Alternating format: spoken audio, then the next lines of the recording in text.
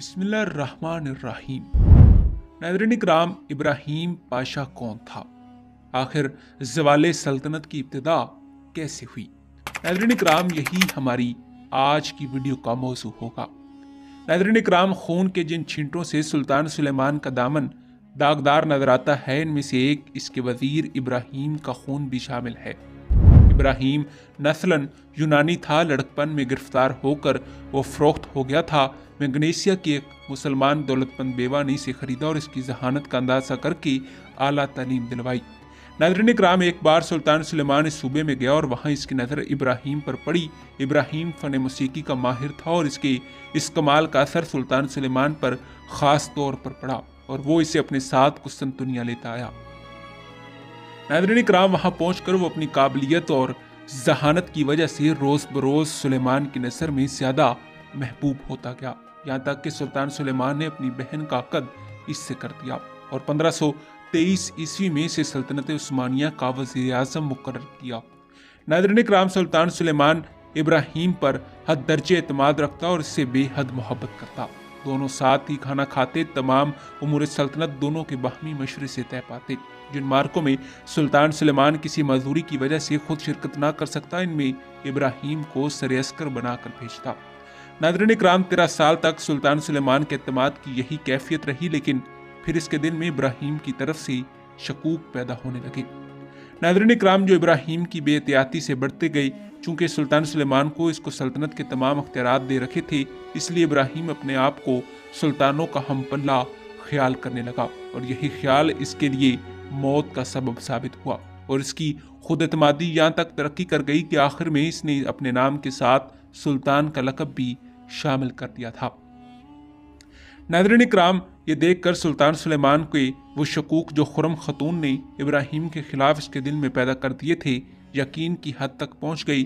खुरम खतून वज़ीर आज़म के ओहदा पर अपने दामाद रुस्तम पाशा को मुकर्रर कराना चाहती थी। खुरम की तदबीर कारगर साबित हुई और 1535 ईस्वी में एक रोज़ जब इब्राहीम हस्बे दस्तूर खाना खाने के लिए महले शाही में दाखिल हुआ तो फिर इसमें से जिंदा नहीं निकला और दूसरे रोज़ महल में इसकी लाश पाई गई। नाज़रीन इकराम, इब्राहीम की तमाम जायदाद और दौलत जब्त कर ली गई। सुल्तान सुलेमान ने अपने तवील अहद हुकूमत में सल्तनत उस्मानिया की अजमत को हद कमाल तक पहुंचा दिया था। इसके बाद ही सल्तनत का जवाल शुरू हो गया। गो चंद सालों तक जवाल के आसार नुमाया ना हुए। एक तुर्की मर्रख कुची बे ने 1663 ईस्वी में सल्तनत उस्मानिया के जवाल पर एक किताब लिखी है। इसमें इसने ये साबित किया है कि जवाल की बुनियाद सुल्तान सुलेमान की हुकूमत में ही पड़ चुकी थी। वो जवाल सल्तनत को चंद असबाब का नतीजा करार देता है। नाज़रीन इकराम, इनमें पहला दस्तूर ये था कि दीवान की हर मजलिस में सुल्तान खुद मौजूद रहता था और वज़ीर सल्तनत से खुद मशवरे करता था। सुलेमान ने दस्तूर को ख़त्म कर दिया। वो बजाय दीवान में बैठने के इससे मुतसिल एक अलहदा कमरे में बैठने लगा और वहीं से मजलिस की तमाम कार्रवाइयों को सुना करता था। नाज़रीन इकराम, इसके जानशीनों ने दूसरे कमरे में बैठना भी ख़त्म कर दिया। इस तरह सलातीन के मतलब कलानानी में रोज़ बरोज़ इजाफा होता गया और वज़रा के मशवरों का असर कम होने लगा। जब तक सुलेमान जैसा मुदब्बर और आली दिमाग सुल्तान तख्त पर था और इस तब्दीली की खराबी का ज़ाहिर ना होना एक मामूली बात थी, लेकिन इसके बाद इसके मज़र असरात नुमाया होने लगे। वज़ीर सल्तनत की बजाय ख़वातीन हरम या दूसरे गैर जिम्मेदार और खुदगर्ज अशखास अमूर सल्तनत में मशवरे देने लगे। सुल्तान के फैसले अक्सर इन ही मशवरों से मुतासिर होते थे।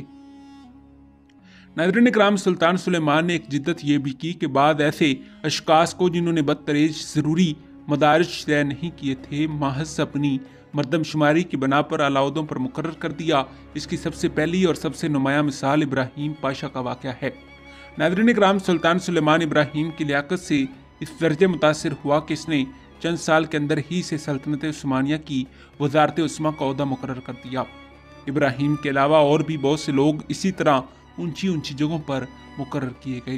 नाज़रीन इकराम, इसमें शुबा नहीं कि सुल्तान सुलेमान को मर्दमशनासी का ख़ास मलका हासिल था और इसने अपने इंतखाब में शायद ही कभी गलती की, लेकिन इसके जानशीनों ने, जिनको ये खुदादाद मलका हासिल ना था, इस जिद्दत पर अमल करके बेशतर ऐसे अशखास का इंतखाब किया जो किसी तरह इन ओहदों के अहल ना थे और जिनका तकर्रुर माज सुल्तान के हुस्न ज़न या हरम के असर से हुआ था।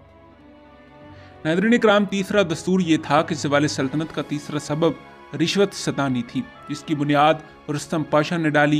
ये शख्स सुलेमान का दामाद था और 15 साल तक वज़ीर आज़म रहा। वो शाही खजाने के लिए रुपया हासिल करना खूब जानता था। नाज़रीन इकराम, सल्तनत के इंतज़ामी ओहदों पर जो लोग मुकर्रर किए जाते थे, रुस्तम पाशा इनके तकर्रुर के मौके पर इनसे बड़ी बड़ी रकमें वसूल करता।